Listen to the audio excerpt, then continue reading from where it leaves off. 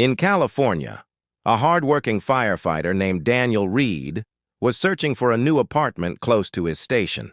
He had excellent credit, a steady income, and even had letters of recommendation from his colleagues vouching for him. One day, he found the perfect apartment and filled out an application only to be rejected without warning. He was shocked and confused, so he decided to confront the landlord, Victor Hale. When Daniel pressed Victor about the reason for his rejection, Victor simply sneered and said, "Sorry, I don't rent to your kind." Daniel couldn't believe his ears. He asked again, "What do you mean by that?" But Victor just smirked and told him to try somewhere else. Daniel refused to let it go. He knew that he was being discriminated against, and he wasn't going to take it lying down. He filed a complaint with the local housing authority, and soon enough, both men found themselves in front of Judge Lauren Parker in a packed courtroom. The tension was thick as both men entered the courtroom. All eyes were on them as they took their seats.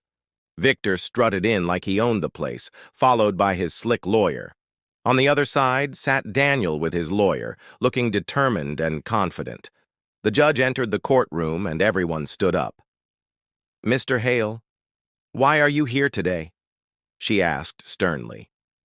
Victor's lawyer spoke up. "Your Honor, we're here to contest the claim made by Mr. Reed that he was unlawfully discriminated against when he applied for the rental unit." "I have every right to choose who rents my property," Victor boasted. "It's not personal. I just have standards."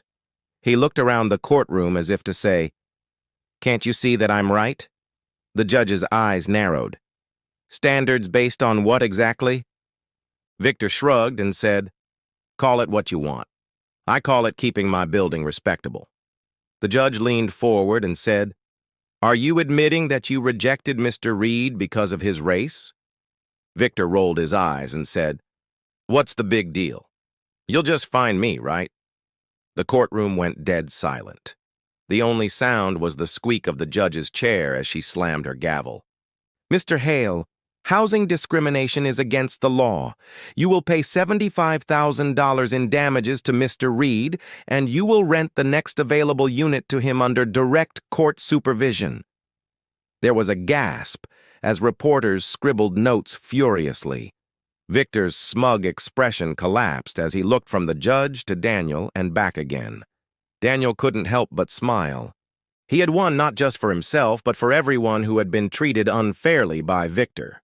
As the court proceedings came to an end, Daniel shook the judge's hand and thanked her for her service.